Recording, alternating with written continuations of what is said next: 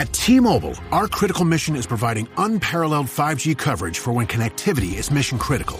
Introducing T-Priority, America's best 5G network experience for first responders, even in times of congestion. More capacity, faster speeds, better coverage. T-Priority from T-Mobile, built for tomorrow's emergencies, ready today. Discover more at t-priority.com. For qualifying organizations on eligible rate plans, coverage not available in some areas and may be impacted by emergencies.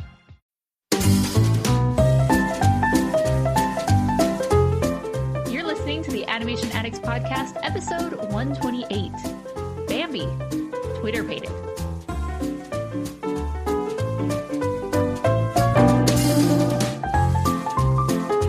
Okay, we're live now. All right. Welcome everyone to the Rotoscopers Animation Addicts Podcast. I am Mason Smith, your lovely I'm your lovely main host, I guess. And then backed by popular demand is Morgan Stradling. She is back from her sabbatical last episode. Of course, we want to thank Rachel Wagner for filling in for her. But welcome back, Morgan. How does it feel?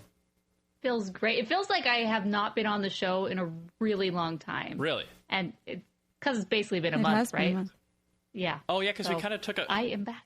And then Chelsea, our recurring hostess with the mostest, as always, hanging out with us. Say hello, Chelsea. Hello, everybody. So Chelsea, unfortunately, is recording on her phone. No, I'm not recording on my phone anymore. I'm on my normal computer, but my normal computer it's like the internet in my house is just really, really bad. Abysmal, basically. So all you get is folks. You get my voice and you get my pretty still picture. So yay. Well, your still picture is so pretty, so that works out. It's smiling and it's happy to see you. And it's happy to see you. I love it. So we have a little bit of explaining to do for those of y'all who have been eagerly awaiting. Of course, on the website we said it was going to be 6:30, but we actually started recording at 7, so we got to change that on the website. But for you super loyal Rotoscopers listeners who have been hanging out and mysteriously saw the rotoscopers.com live links all change from Ice Age 5 Collision Course to Bambi. We about in the middle of the afternoon, we kind of all came together and were like, you know what, we really don't want to do Ice Age 5. So you couldn't twist our arm enough to get us to do it. And I mentioned this a few weeks ago and was turned down and said, guys, come on, it's funny. They like when we do the bad movies. And I was like, okay, I guess. I just really don't want to go out and see this movie. And Chelsea and I had the opportunity to see the advanced screening for this, and we had other things that came up, and so we just sort of passed on it. And then I was like, now I have to go spend money. Yeah, I was on my way to the theater after work to go see it, and I was just like begrudging the whole thing. You did. I was so like, I looked right at my phone at that moment. I'm like, hallelujah.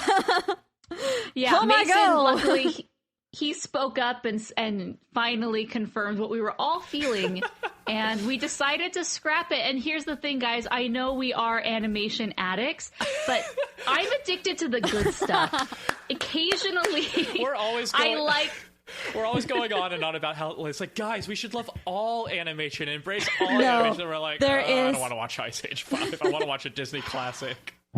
Well, and one thing that Mason always does say is whenever we see certain things that are announced, or whether it's live action or not, Mason does say, if you want them to stop making films like this, stop seeing them. And I really do want them to stop making these films. So power of the purse, that's people. Why we are not reviewing this. Yeah, this is our protest episode against the Ice Age franchise. We have nothing against Blue Sky, but enough is enough.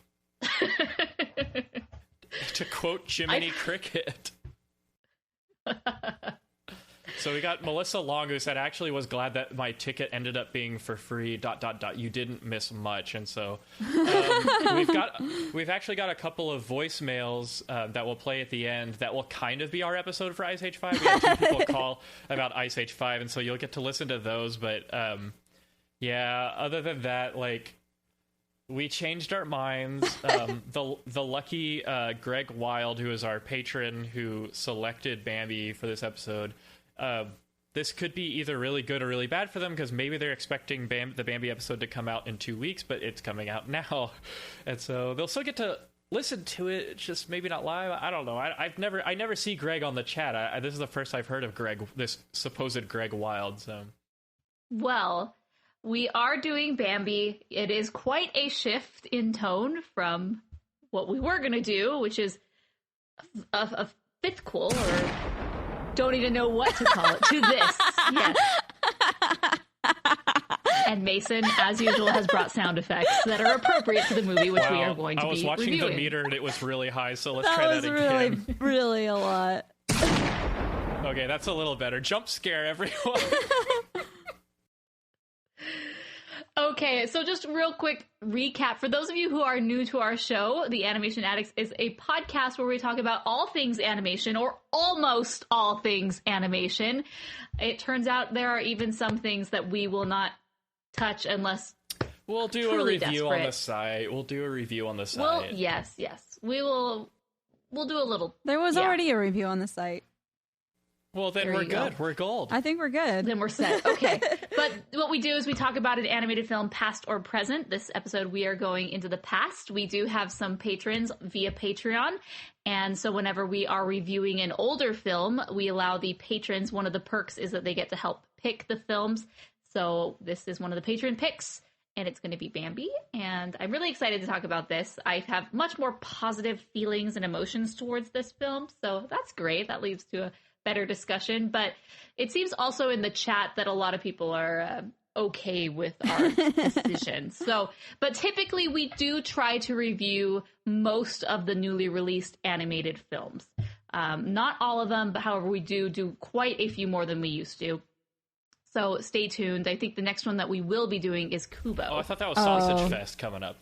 Yeah, we won't be doing that one. But the Kubo, I am so excited about. The Kubo, The Kubo. The Kubo. Legend of the Kubo. Rise of the Strings. All right. So, shall we jump right into it? Yep. Boing? Yeah, don't start the podcast until you hear the... Yeah, until the bang.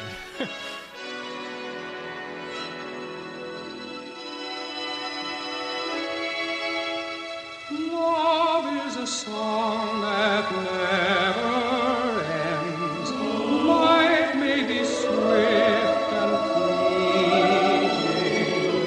Hope may die, yet love's beautiful music comes each day like the dawn. Love is a song that never ends. One simple like the voice of a heavenly choir, love's sweet music goes on. Walt Disney Animation Studios. So this was released in 1942. And the release date's kind of telling. So released in the beginning of World War II, as y'all probably have guessed. Walt Disney didn't release another full-length animated film in theaters until 1950 because of the war, and there was a shortage of workers and shortage of, textiles. There were more important things to focus on, apparently. And can y'all guess which one it was that he didn't release until 1950? Isn't that Snow White? It wasn't Snow White. Snow White was the first animated film that Walt Disney released. Oh, not Snow. I mean, Sleeping Beauty. It was Cinderella. Cinderella In 1950. Oh, yeah. Yep. That's true. So, well, here's the thing. This was actually after a book. Yeah, I didn't know that. That was weird. Yeah. And the book is not like the movie, kids. Don't go reading the book until you're an adult. Well, when Walt Disney first read Felix Salten's Bambi, A Life in the Woods, and he read it first in 1937, which was the same year that he did Snow White, or that Snow White was released. Yeah. But he was just so taken by it that he wanted to do a full feature on it. And it was from the deer's life from birth to maturity. It was he loved the feeling, he loved the tenderness, and he's like, this has got to be done. And just the amazing just the backgrounds, everything involved with this movie, I think was for him something that he wanted to move forward. He wanted to do lifelike things, and just really, and all of the artists really wanted to push forward in the realm of realism. Yeah. Naturalism, having to do with nature. Yeah, I was surprised this was based on a book. And this was actually in production for a long time, like you said, during Snow White's production, and then this went on for a while. And so I don't know. In a perfect world, maybe this was like supposed to be the second Disney animated film or something like that, but ended up being quite a few films after that. But yeah, naturalism, not set in a fantasy world, and that is one of the many, many things that sets this film apart from the other Disney classic canon, basically. In the the classic golden era. Do we call it the golden age back then, or do we just call it like the proto Disney age? The golden age. Have you not been following our Disney canon countdown? Golden age of powerful animation gods and extraordinary animation heroes. So can we name other Disney animated films that don't take place in a made-up fantasy world? So it has to take place in an actual country, like confirmed in an actual country that exists. So Arendelle does not work. Yeah, I was going to say you could say Lady and the Tramp. Since we're on the concept of dogs. Mm-hmm. Oh, London. All the ones that occur in London and Europe and Paris. So we've got Aristocats, Basil of Baker Street. What's it really called? Great Mouse Detective. Yeah, I was the Great Mouse Detective. Wait. So what is your definition of non-fantasy world? Because all of these have. Okay, so it could be like a world of talking all these have, animals. Like, fantasy elements, like talking dogs. I guess because the only ones that I really could think of was Lady and the Tramp. That's like this is happening in their world, but in our world, not set in a fantasy world. So maybe we should switch it and just find the ones that are in a fantasy world, because there are quite a few that don't take place in a fantasy world. This episode is brought to you by Honda. Introducing the all-new, all-terrain Honda Passport Trail Sport, the most off-road capable Honda Passport Honda has ever dreamt up. The Passport features increased ground clearance, roof rails on all trims, and available specially developed all-terrain tires. And you'll stay comfortable with tri-zone climate control and available features like heated and ventilated front seats and a panoramic moonroof. Learn more at honda.com/passport. Or am I just... No, I'd say it's the other way. Like, as far as, like, this is real, all except for the... I mean, like, Tarzan is in Africa. Yeah, that's pretty good. But it has these fantasy elements, so... I think most Disney films have a fantasy aspect, whether they're set in reality or not. Does The Little Mermaid take place in a real-world setting or a fantasy world? Like the world, like the geographic region. Fantasy world. I mean, it's supposed to be not Norway area or like Baltic Sea. Anyway. Oh, Ratatouille's in Paris. Rescuers Down Under is in Australia.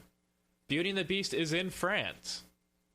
But it's still kind of a fantasy world. I don't know. It could be argued like what the world is. Does the character create the world? Does the setting create the world? But anyway, this is about as natural as you can get. It's basically, the canon is that it's a forest in Austria.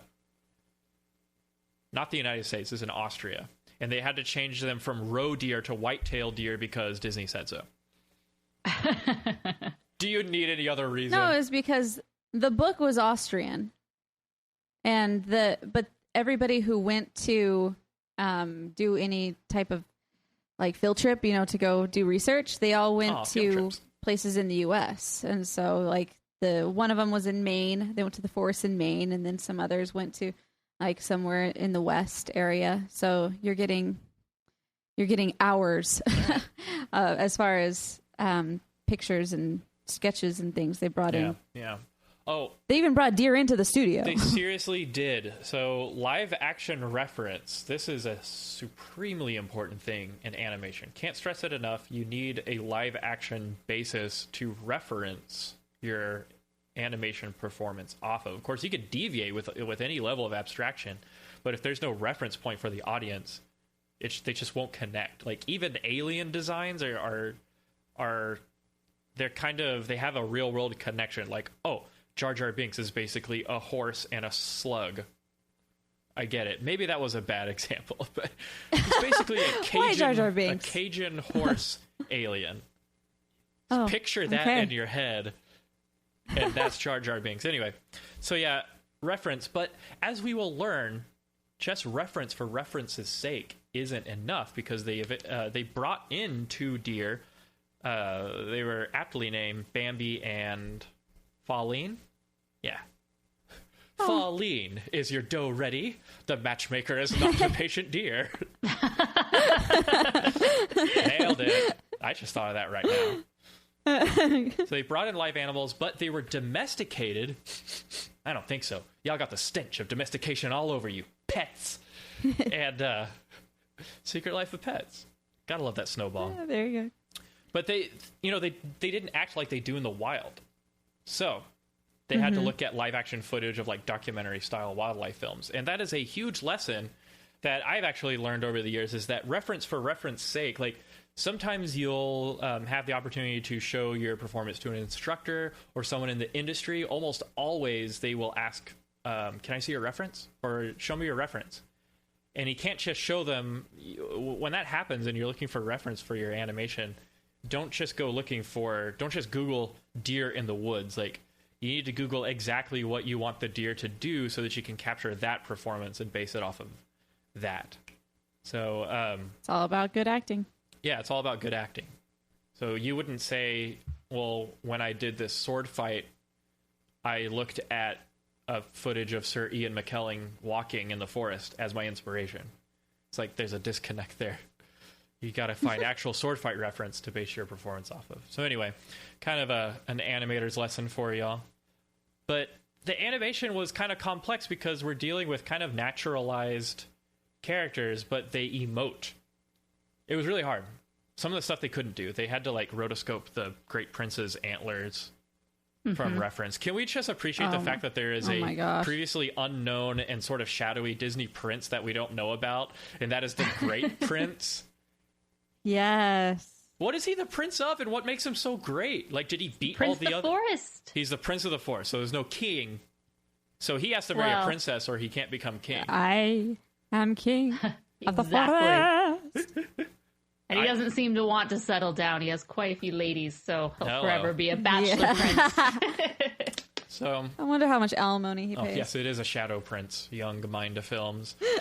And it was Mark Davis who turned to child psychology, and he opened up some books. This is apparently part of their inspiration for Bambi as a child, Bambi's facial expressions and character. Opened a book on child psychology, and they had photos and references of, this expression means this expression means this. If your child is making this face, get them out of that dangerous situation. But they did that to get the recognizable facial expressions. It's tough. You can't be like Watership Down. This was a Disney film, so they actually had to have that real world reference for their facial expressions. Mm-hmm. Although it'd be hard to relate to the characters or kind of understand, or just to relate on that extra level. So one thing that stands out to me about this film is the background paintings. While it still is a watercolor esque, it is very different from the type of, fairy tale watercolor backgrounds that we see in Snow White and the Seven Dwarfs.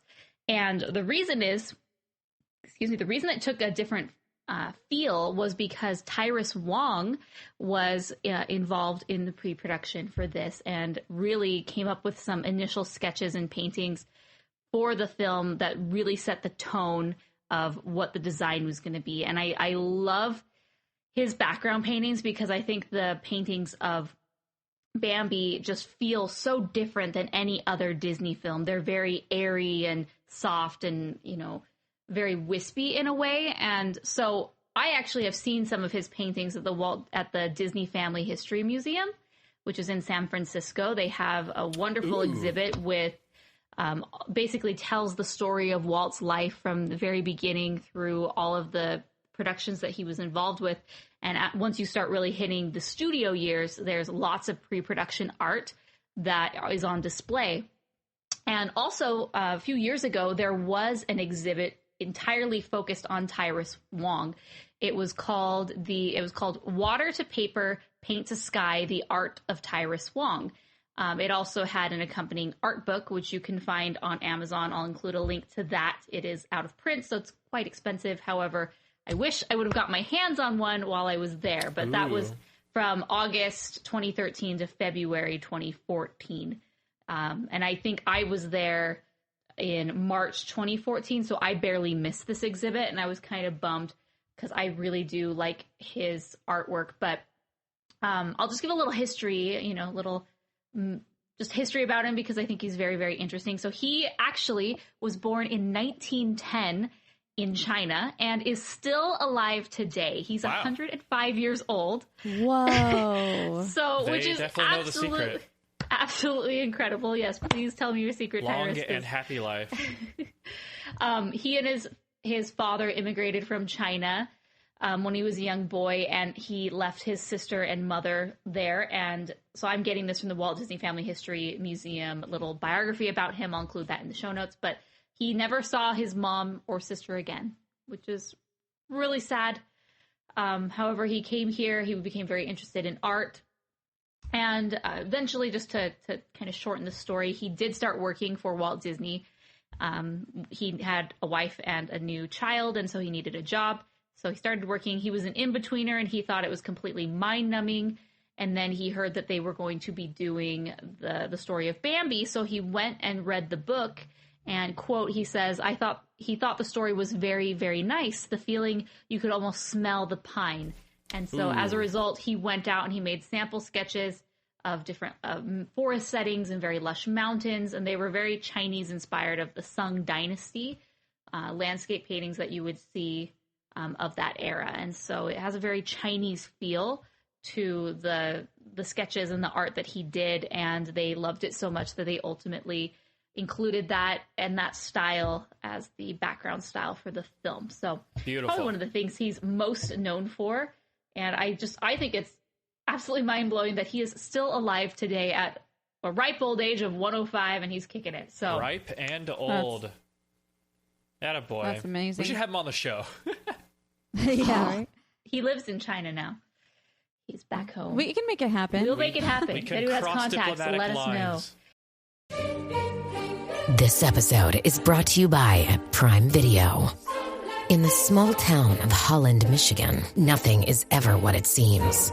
Behind the tulip festivals and pretty houses lay dark secrets that threaten to tear a marriage apart. Nicole Kidman stars in this darkly twisted thriller about a wife and mother whose quest to uncover her husband's secrets may get her more than she bargained for. Holland, streaming on Prime Video March 27th. He was actually made a Disney legend. Wow. I would hope so. Yeah. The highest honor. Yes. What we're all striving for in life, no? Maybe someday we'll be Disney legends, or we'll just be on their blacklist of annoyances forever. Done and done. Yeah. So beautiful background paintings, and guess what? They're tiny. They're like this big, because they're animation cells, so they got to paint on that. Well, actually... What? No. I know that animation cells are bigger than that because the actual animation cells are bigger than that. But I saw a documentary, you just Google, making of Bambi, and they showed us one that was, tiny. I don't know why they had to be tiny. Maybe because the ones I saw were quite large. Maybe because they're doing multiplane, and some of them had to be bigger. I don't know. Perhaps. I know I saw it on the YouTube video, the little documentary. The YouTube is always... They just had a teeny tiny little painting. They could have done, thumbnail type that things could have been for the color cells keys. after, the final... I don't know.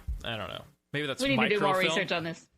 Speaking of multiplane, this was done on 9 separate levels. Oh, yeah, that's advanced. Photographed all at one time. So I was just like, that is pretty awesome. You don't go to just level 9. And I bet that's not even their final form. Probably not. Anyway, lots of complex It was all done in animation. oils. I thought that was a cool, interesting thing. Ooh, oils. As opposed to tempera, which was normal. Yeah. He was like, give me my oils. Is it just me, or is April Showers, the sequence, arguably the most complex piece of animation in the film? Do y'all realize how hard it is to hand draw water droplets? like running off of leaves and splashing into water, and it all has to be in rhythm to an audio track. Like they had dope sheets and stuff, which is a technical term for like figuring out your timing back then. And so by that time they kind of had it down, but man, that's so complex. I can't even imagine. Well, first they went with reference. They got the old bowl of milk and the droplet of milk and the whoop, and it makes these crazy splashes in slow motion. And of course, as an animator, you want to exaggerate that, or it just won't read. Happens too fast for our naked eyes to. Well, I don't know what you would put on your eyes to be able to see these things. So just your regular eyes. And it happens too fast because, the persistence of vision and stuff like that. And so, and then not only that, but you've got that interacting with the foliage, and then the foliage is interacting with the animals, and it's this huge kind of choreographed sequence.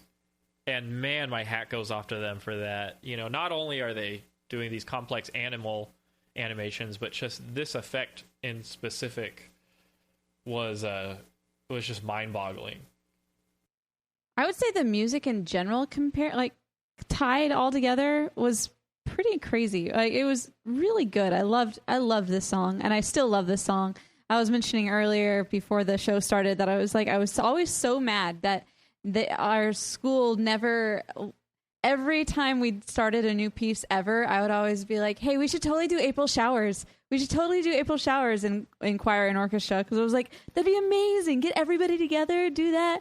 Drip, drip, drip, April Showers. So I was like, let's do it. And they never took me seriously, which made me really sad. It's so obscure. That's the thing. Like, these songs are great. Obscure. But yes, that is. Compared to some of the Disney great songs out there, A Whole New World, Beauty and the Beast, April Showers. I mean, these songs are not necessarily on people's top playlists. Like when I have my Disney playlist on, these are ones that are not my favorite compared to some of the more Broadway-esque ones. In the context of the film, they work great, and I think they're perfect. But they're very specific to this movie. April Showers is a good one that maybe out of probably, it's a little more universal, but I think it's more of an obscure one than I think Kelsey would like.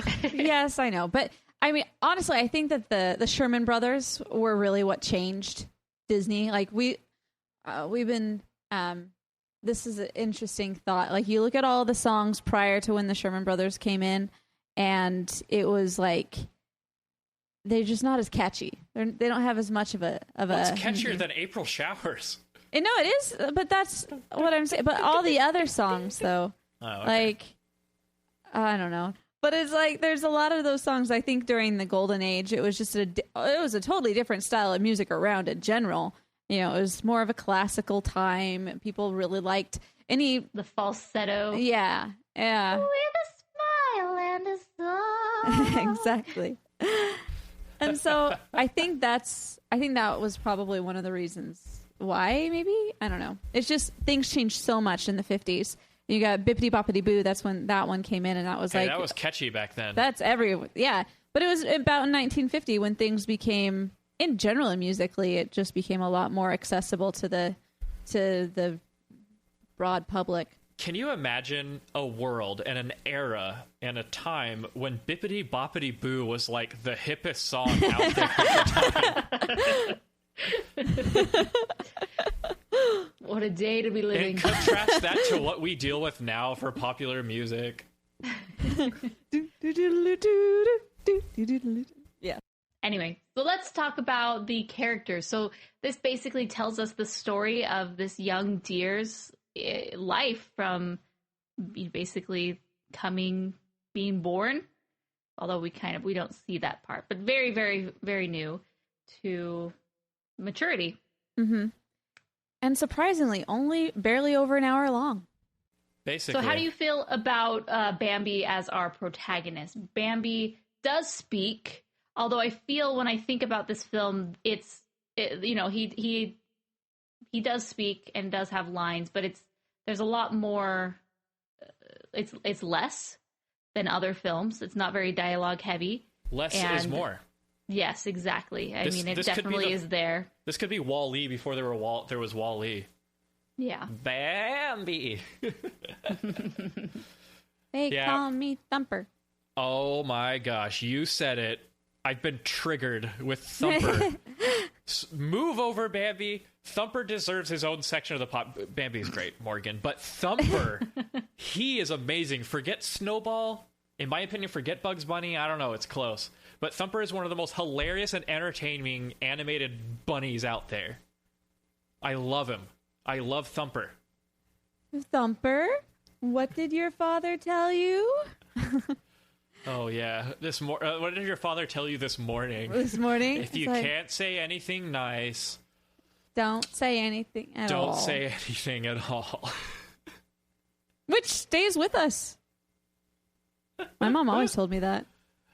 Yeah, I didn't learn that one specifically from Thumper, but I identified it with him, as getting that lesson. But yeah, and then the classic. What did I tell you? About what? About what? Eating the blossoms and leaving the greens. Oh, that one. You know what the modern day equivalent of that is? What did I tell you about eating the marshmallows out of your cereal and leaving the crappy chunky part? And leaving the crappy chunky parts. It's basically, you're eating the good stuff and leaving the filler. Yeah. Yeah. Well, I love Thumper because, and I think it was, I always get it mixed up, which is an animation sin, but it was either Frank Thomas or Ollie Johnston. Maybe it was Ollie Johnston who was talking about his treatment of Thumper and how he thought he was very fun because he'll have one sequence and he'll have several emotive beats during the same shot. And so he goes from happy-go-lucky and precocious to Bambi was like, no, not that green stuff, just eat the blossoms. And then it's this perfect moment where he's like right there about to eat it, and then Thumper, and then oh crap, and then he's ashamed, and then he's trying to he's trying to ignore it or like diffuse the situation, and then he has to say it, and then he gets a last laugh because it sure is awful stuff to eat. I made that last part up myself. So he's just really great. And as it usually happens, like, Ocarina of Time and Final Fantasy 1, when they grow older towards the end, it's not as fun. It's not. There are more important things to do, like saving the world and finding a mate. Saving the world was Final Fantasy 1. I don't really think you find a mate in that one, but there's a transformative thing, and Thumper and the rest of the gang are... Oh, we haven't even talked about Flower. Flower's kind of a dopey dope. Flower. Oh, poor Flower. He's just kind of... I don't know. That's okay. He can call me Flower if he wants to. I love it. Oh, I also love how Thumper is the oddball. The classic animation trope where it's like kind of the oddball character. He looks distinctly different from the rest of their group, Mm-hmm. And Thumper's really fun, but that's kind of not the point of the film, and we need to acknowledge the elephant in the room. We gotta talk about Bambi's mom. Oh, please. Spoiler alert, she dies. This is why Bambi appeared on Time Magazine's top 25 horror movies of all time list in 2007. Because we are faced with the real and irreversible death of the main character's family. Like, normally in a Disney film, the parents are dead in the prologue or way before, hence orphans. It's like the animation trope of the 19th century, of the 20th century. Right. But Bambi, it takes it so much further. In the words of Frank Thomas and Ollie Johnston, they said, "We think that Bambi was Walt's favorite picture." That's a high order. He says they say all our pictures were different, but this one was the most different. The death of the mother is the one picture where somebody is really killed. And And there's no fairy dust or lover's kiss to bring her back to life. She's dead, and I think that's the big thing that made this so different. Unquote. I'll go with that. And do you know what's interesting? I know a lot of people who are, if they saw this movie in theaters, it left them so scarred for so long that it's still something that they bring up. Like, I know of that generation, like, I've talked to a couple people that are just like, oh my gosh, Bambi, no. People have mixed feelings about it. I would not consider this a horror film. It has one scene that is slightly traumatic, but I never necessarily thought this was so traumatized that the mom died. This has everything to do with kind of this environmentalist message where man is the bad guy. This episode is brought to you by Progressive Commercial Insurance. Business owners, meet Progressive Insurance. They make it easy to get discounts on commercial auto insurance and find coverages to grow with your business. Quote in as little as 6 minutes at progressivecommercial.com. Progressive Casualty Insurance Company. Coverage provided and serviced by affiliated and third-party insurers. Discounts and coverage selections not available in all states or situations. You know, it's a man thing. Or Once Upon a Forest, I'm looking at you. And so, no, I don't consider this a horror film. And you know why? Because I grew up in South Texas. We eat deer. And sometimes we kill them for their trophy. And my personal belief on trophy hunting is a little more complex, but I was never really that affected by the mother's death. I mean, it's sad. Like, it's definitely sad. I'm not like this like sociopath who can't emote with these characters. Mm-hmm. But I didn't exactly swear off of venison for the rest of my life after it.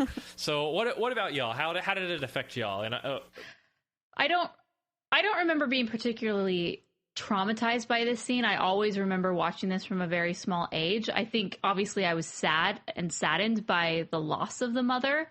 And sometimes, you get a little choked up. Even now, if you haven't watched it for a long time, like, it is a very emotional scene. And I love the way that it's presented, the way that it's choreographed. Oh my gosh. With it, there's just so much setup and build up. There's the quail. First off, they're eating in the meadow, kind of just having a little bit, and then she perks up, and obviously danger, something's wrong. She says, "Bambi, go home." And it's just you could just see in her face how serious things suddenly are. And so they start running, and there's even the quail that is that where like. I just can't take it anymore. And she flies out and she gets shot. And it adds, that one. Seriousness to the situation. And then Bambi basically is told to run and not look back. And he does. And then, he's panting and he's breathing. Mother!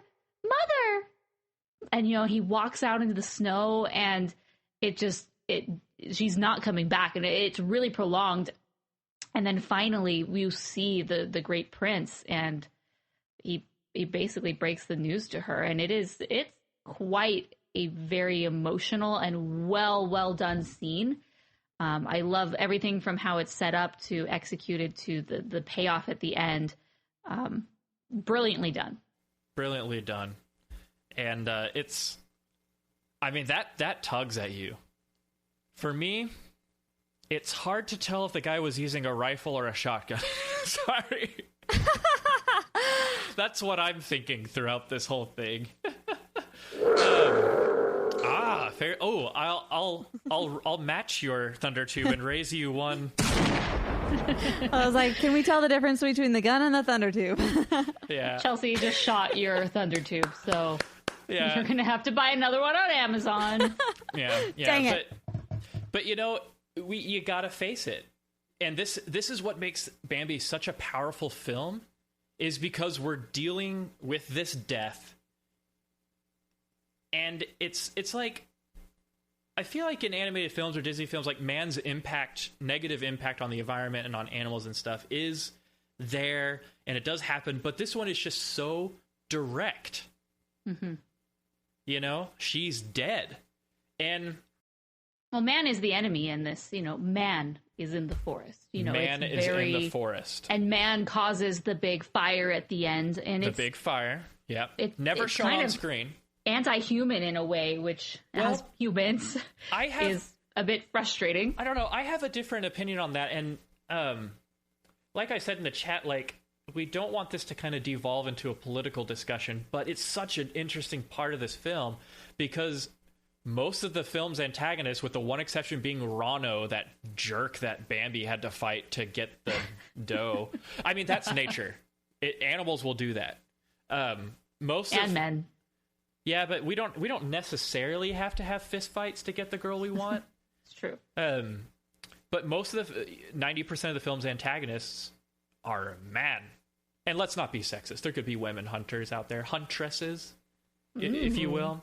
Yes. Never shown on screen, but apparently, according to the making of featurette on the Blu-ray, Walt wanted the hunters to get killed by the fire that they started themselves as kind of a poetic justice. And then there's the sad case of Gobo. Do y'all know who Gobo is? No. Gobo was a character in the film. I think he was Fa Lin's brother, so that would make it brother-in-law or a cousin. Fa Lin. Yeah. And so Gobo was a discarded character from the original novel. Fa Lin's twin brother. So that would be Bambi's first cousin. Oh yeah, spoiler alert, in the book, Bambi and Fa Lin are cousins, but animals do that all the time. It's fine. And Gobo's death is a major part of the novel.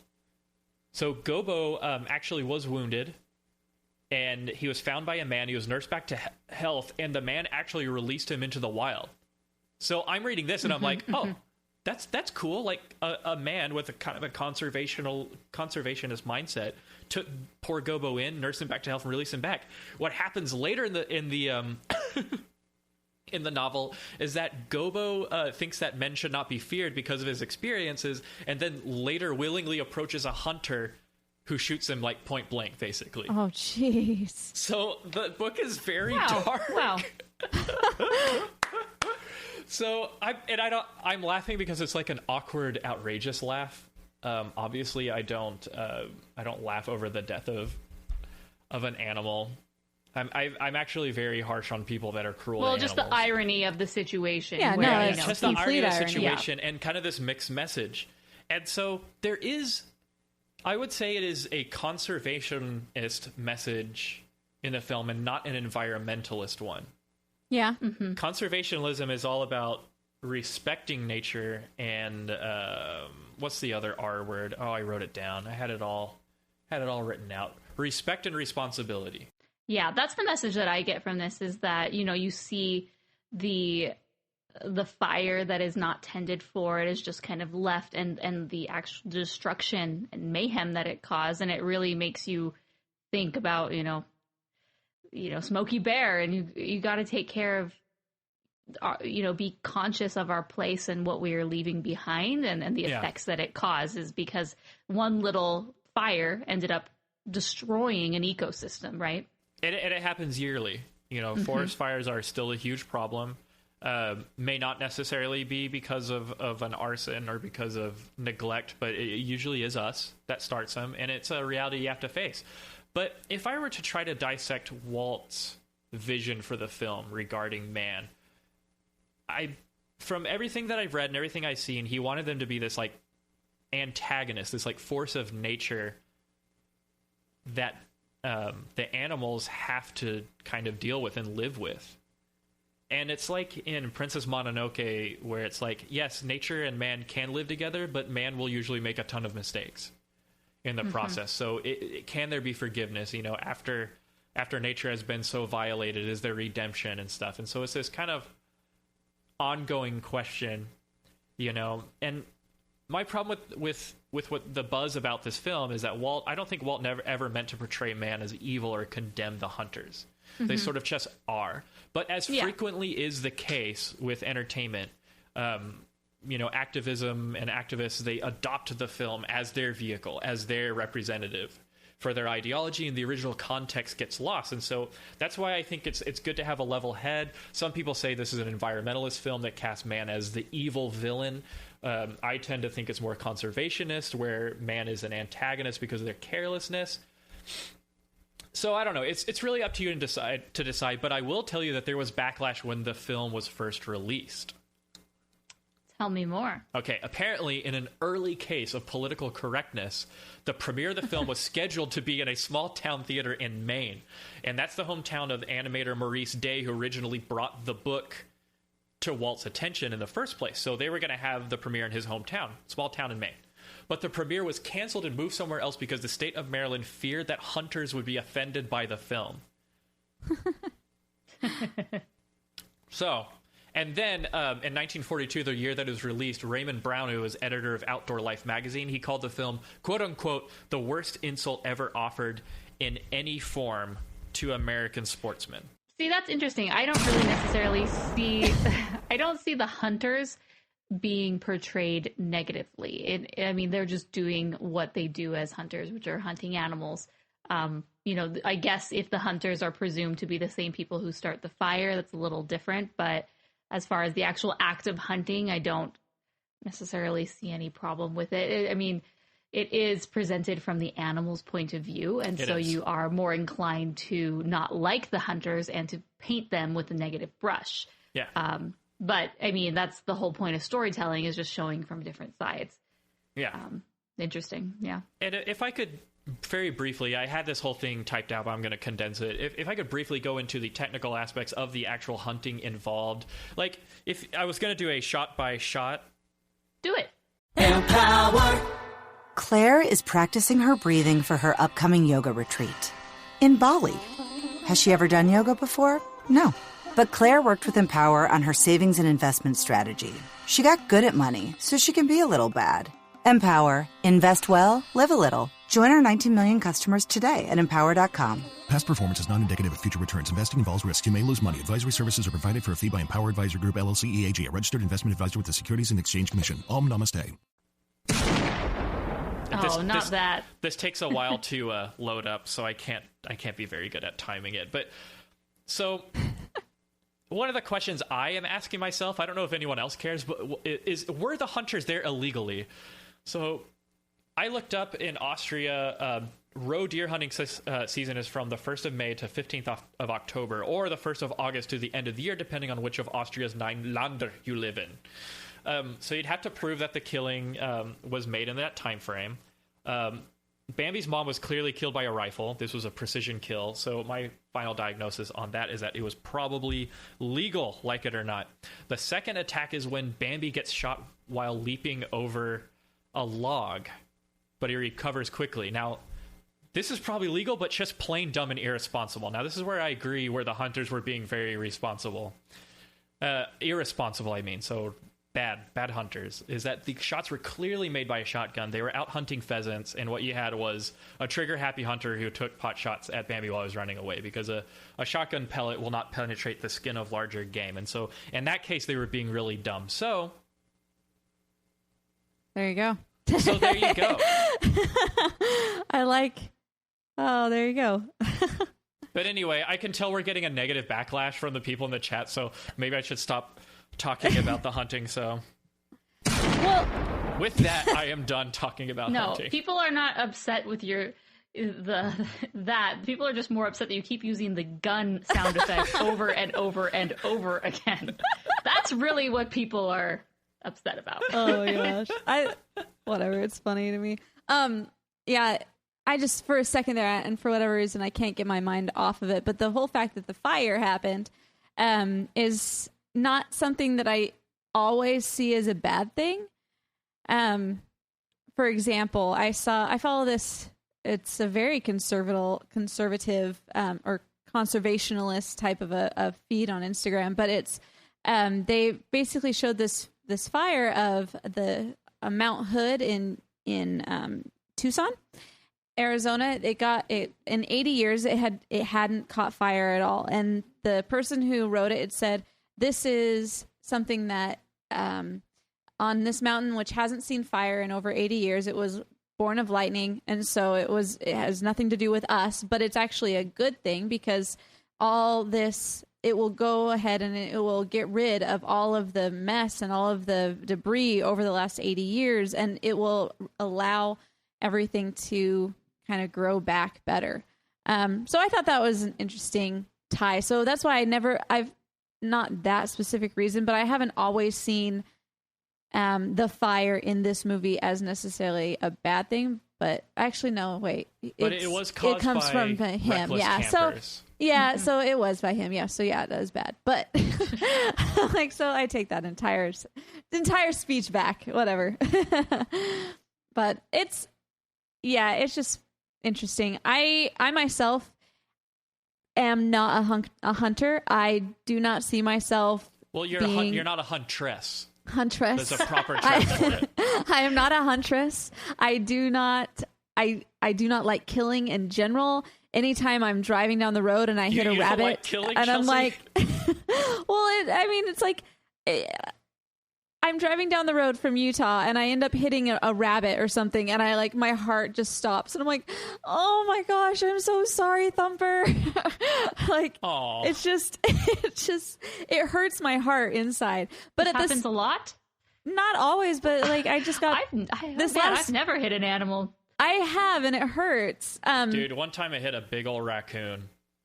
Yeah, it's just hard. Texas is the king of roadkill. When I lived there, it was very common to have armadillos, all sorts of things on the side of the road. No very joke. sad. We have armadillos who drink in this state, and they get drunk and they cross the road when they're not supposed to. No. You'll see it if you spend enough time in Texas. You'll see a dead armadillo on the side of the road, upside down, with a beer can right next to him. I have a great picture of me holding one. I remember that picture. Well, not that great, but I mean, I really like armadillos, so I was excited. I got to touch one, and then I realized they're actually really gross and dirty. Oh, they're disgusting. But animals are beautiful. Nature is beautiful, and all that stuff. But I just think that humans are more beautiful than armadillos. Sorry. So, despite what you may politically think about things like guns and hunting, this film is great because it's so complex. Yeah. Yes. If you really dig into the nitty-gritty, there is more to it than just bad man, good animal. Mm-hmm. Of course, there are no animals that are trying to kill the humans, but that's why it's this naturalistic conservationist message that, look, they can't fend for themselves. They didn't start the fires. They don't go shooting each other with guns. So how are we going to be respectful and responsible? And I think that was Walt's original vision. Of course, I'm no spokesperson for Walt Disney, but everything that I have read and analyzed points to that it was more of a complex, level-headed message than you would think. Yeah, and as you were talking about Gobo, I can't really imagine how he would fit into the story.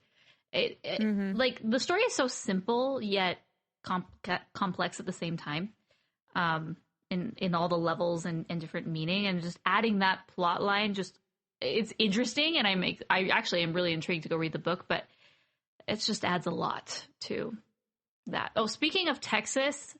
Yeah. When I lived in Texas, I knew a lady who was named Feline, and I said, Feline? I've never heard that name except for in Bambi. She's like, yeah, my mom named me after the character in Bambi. She was not impressed with her name. That's cool. I was like, I think that's kind of a cool name. So you should name your son Thumper or daughter or whatever, whatever it's going to be. Thumper is can go both ways. There was a James Bond villainess by the name of Thumper, and her cohort was named Bambi. So, well, there we go. Have you seen the? It's just a video online. I think it's SNL or something where it's the live action, Bambi remake. Because at this point in time, Disney was announcing all sorts of, and they still are, live action remakes. And so the joke was that they are remaking Bambi as sort of a Rambo. My God. I love it. It's pretty funny. I'll include a link in the show notes so you can watch it as well. Well, back in the 90s, there was a computer game called The Deer Hunter, except it was The Deer Hunter. Like, the hunter was a deer, and you shoot all these rednecks. Which I do not agree with video games that glorify violence against innocent humans.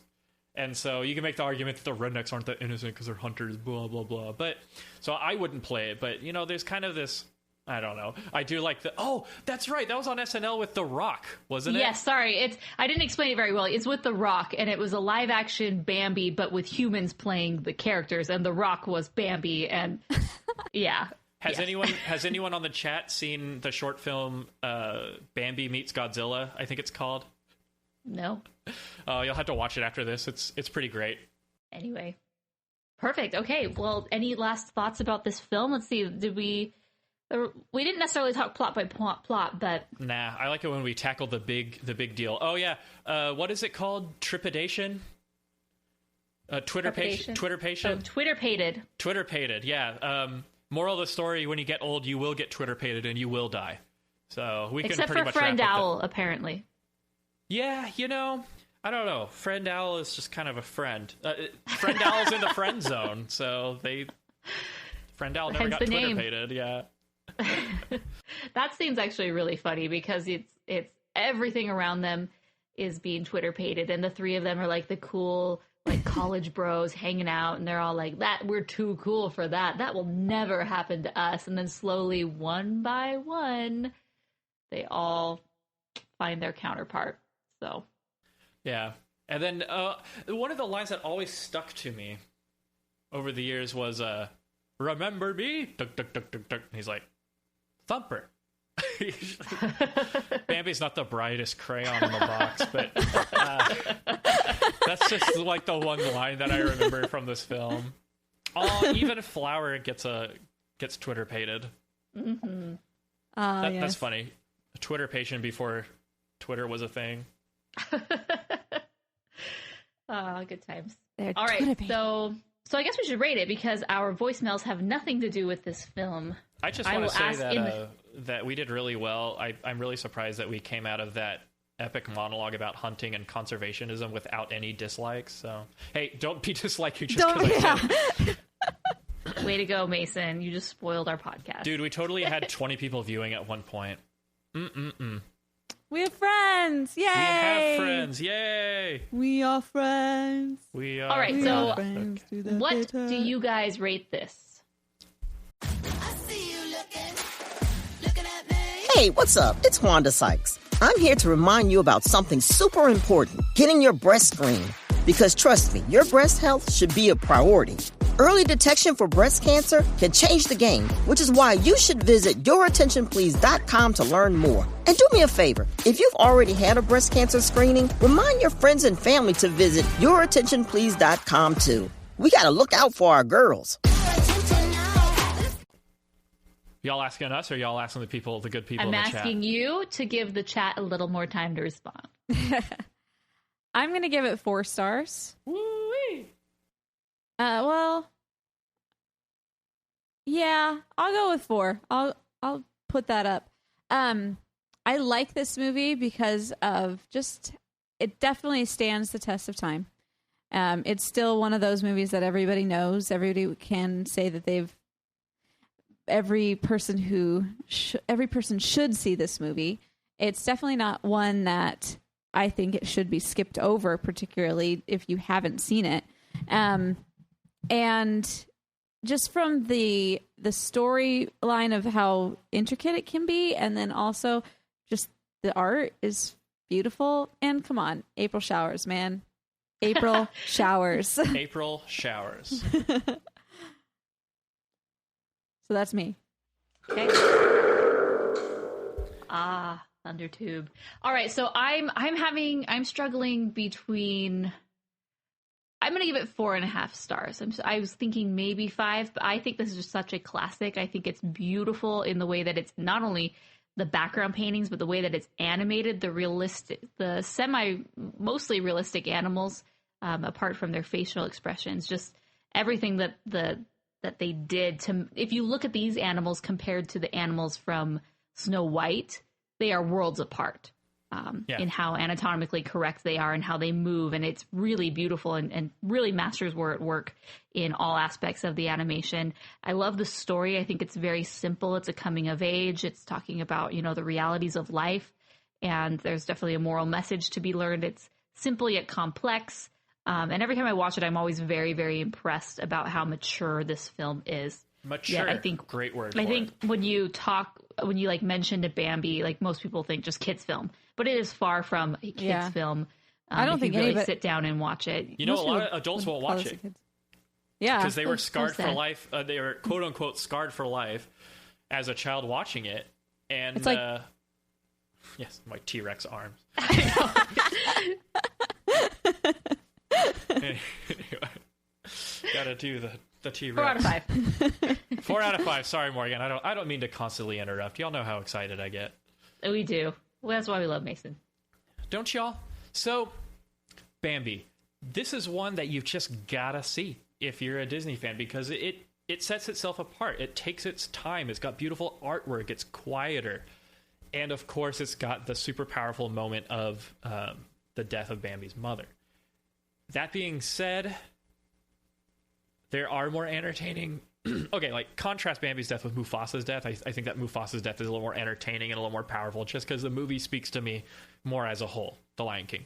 And so, as y'all know, that is the 2D animated film that I will forever compare all other 2D animated films to. 4 out of 5 stars, and that's my final offer. Are you going to do that 4 out of 5 times? Oh, yeah. Okay, so 4 out of 4 gunshots out of a high-capacity clip. Which there's actually no such thing. All right, so... Put a silencer on that. I'm only at 3. And the last one. Oh, here we go. Wait for it. There you go. Very nice, Mason. Very nice. Okay, This is the last time we do that unless we have a gun-themed movie that we voicemail. So you better hope we never do Rango again. Well, or Five Goes West. We are doing an American Tale 2 next, so get ready, guys. All right, sorry. So I'm going to read some of the comments on what other people rated it. Young Mind Film said 7 out of 10. D3IM2NTEII says 9 out of 10. Jessica Angus says 8 out of 10. And the Nostalgia is 10 out of 10. Alejandro R gives it 4 stars out of 10. So 4 stars out of 10? 4 out of 10, he said. Jeremiah said 4 stars, maybe 4.5. No, 4. It's charming, well-made, and powerful. And, well, no, Alejandro comes back and said 8. So. Okay. And Braden says Bambi 2 was LOL. I have not seen that Bambi was like 2. The awkward years, wasn't it? After 95, past 95, you know. Oh, okay. The 8 out of 10 was not referring to, or the 4 out of 10, something different. Anyways. Drop, little April shower, beating a tune as you fall all around. Drip, drip, drop, little April shower. What can compare with your beautiful sound? Beautiful sound, beautiful sound. Drip, drop, drip, drop. Drip, drip, drop, when the sky is cloudy, your pretty music will brighten the day. Drip, drip, drop, when the sky is cloudy. So, with that... Yeah, let's start our Ice Age 5 episode real quick. We are switching gears Ice Age here, 5. and we are going to be talking about Ice Age 5, which I have not seen, I don't think Chelsea has seen, and Mason has not seen. Well, I ain't exactly lactating, pal. So, our first voicemail is from Rachel. So, Rachel, take it away. Rachel. Hi, Rotoscopers. It's Rachel. Hi, Rachel. So, I got a chance to see Ice Age 5, and I didn't really like it very much. I'm not really that surprised. I haven't been a big fan of the last 2 entries. And I guess if you like sheer randomness, there's something there. It was very, very random. But I thought that it had a weird kind of type of humor that I don't really care for, where really the jokes aren't really jokes. They're really just the characters complaining about each other. And I felt there was a lot of that. You know, it was like every character complaining about every character. And then I felt also like there was too many sort of modern jokes that weren't funny. They were just sort of talking about modern stuff, like, you know, using hashtags as a joke. It's not really funny. And so, yeah, I thought it was weak. And it's too bad because I loved the Peanuts movie last year. And it's a real downturn for Blue Sky for me. So, oh well. Another tough review by our very own Rachel Wagner. And it's interesting that she said that the brand of comedy was more of the characters complaining about each other. And it's going to happen when the main cast is so dang big. Yeah. Like, all of them found mates by now. Manny has, like, 4 kids. Now, there's a franchise that won't let any of the characters die. So I ask you, will you let the franchise die? Do you have the courage to pull the plug on this franchise? How did it do this weekend? I think that's sad that, like I said, like was mentioned before, none of us have seen this movie. But I think it's really sad that the fact that she said that all of the humor is actually just complaining about each other, which doesn't make me want to go see it at all. Like, I don't want to see where the entire thing is just like backstabbing somebody else's friend. Like, I just don't want to. Well, apparently we did not want to see this, and neither did anyone else. So the Ice Age collision course. Let's look. What does it even have to do with? Like, how do they stop an asteroid? What is this, Armageddon in the Ice Age? So Ice Age Collision Course only made $21 million in the opening weekend. It opened in 5th place. There were other movies that were definitely ahead of it. Secret Life of Pets was number 2. Still, it has been out for a few weeks. And so Ice Age, which was newer, basically, you'd think would do better. But I think that really is kind of an indicator that viewers are kind of done with this. It says, according to Box Office Mojo, until now, no Ice Age film had opened with less than $41 million, and a $21 million debut for its latest feature is a 55% drop compared to the $46.6 million opening of Ice Age Continental Drip. To me, this just goes this kind of confirms what I've been feeling, is that we are done. We are saturated. We are just over it at this point. This cash cow has been milked until its teats are sore. Yes.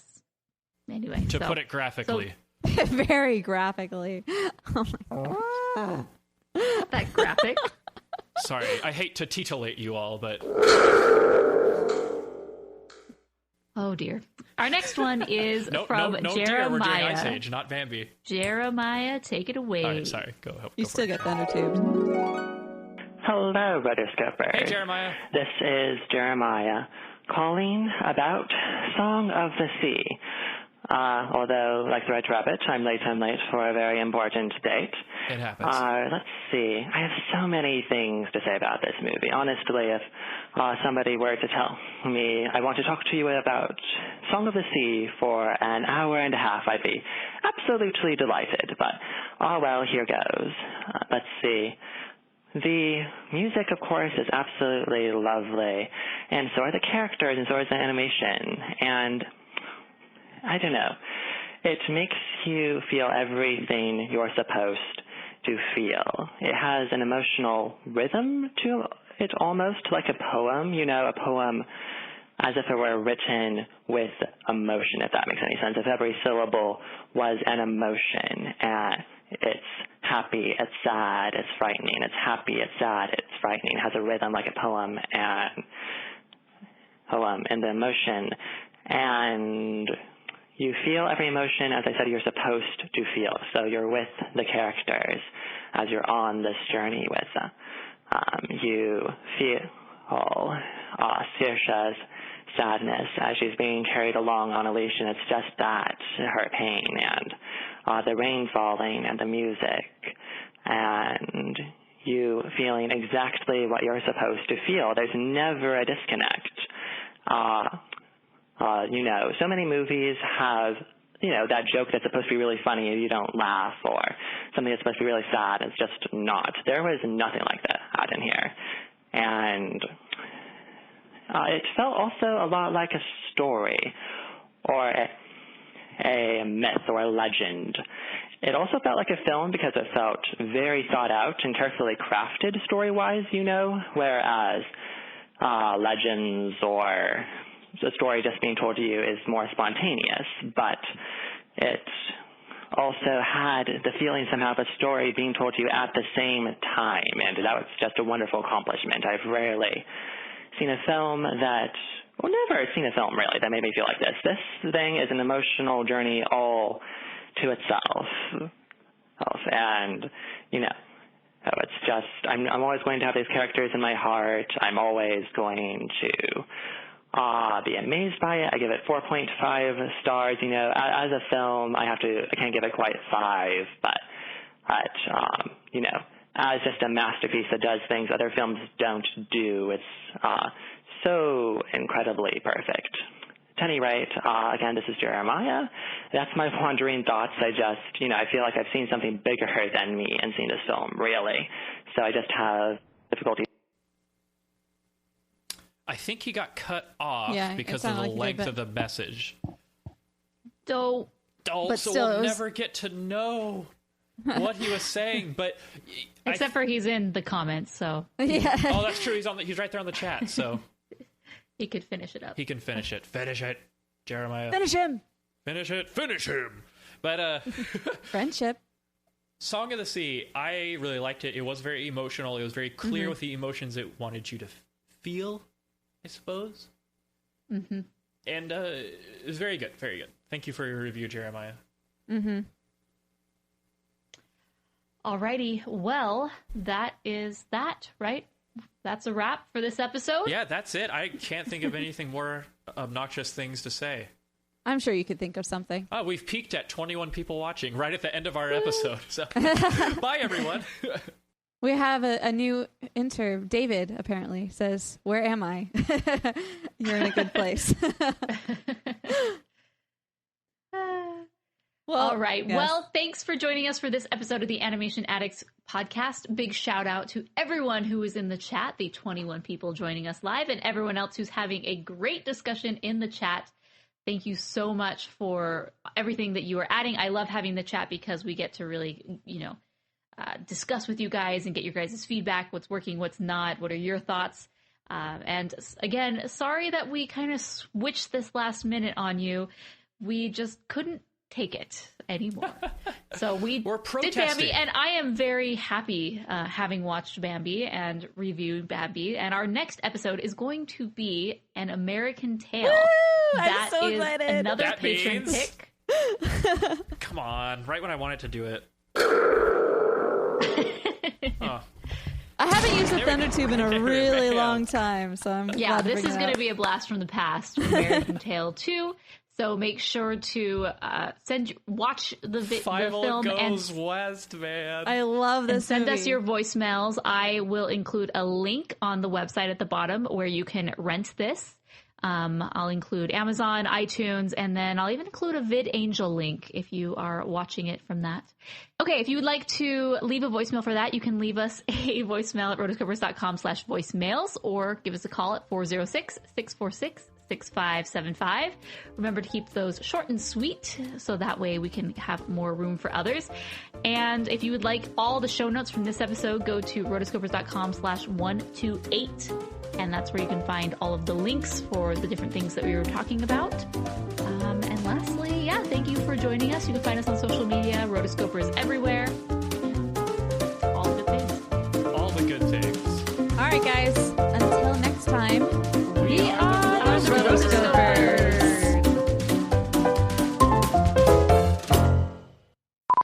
All right, we're not officially signing off yet because we got to do the title. We should just do this as the title. You have so many people who hate you right now, just so you know. It's not a fan favorite. It's very polarizing, which is why Mason keeps doing it. Of course, I love to trigger. Bambi's favorite rifle. Oh my god. Bambi, get your gun. That's terrible. I like that one.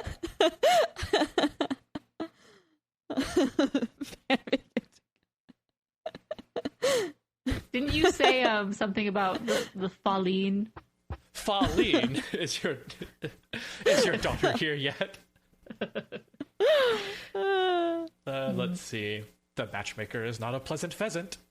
Or patient pheasant. Twitter pated. Elimination. Lack of Twitter patient. It's true on many levels. This is the funnest part of the show when we're bickering with each other trying to figure out the title. Nah, that's not going to work. No, and someone gives an idea, we're like, okay. okay. Like, yes, and yes, and. Nope. I think there's a bunch of votes for Twitter pated. Oh, Twitter pated. Got it. I like Ernesto Chacon. Whatever you guys want. That's right. Let us do our own thing. So what's her title? Nice. Everyone's got a sound effect. I'll raise you a better. Go. Wait, was that me? Yeah, that was your cell phone. It was a Zelda ringtone. Oh. Yes, fine. And it was perfect timing right after I made my little speech. With that, we should end it. All right. Oh, don't Bye, forget, guys. be a Patreon subscriber. Bye.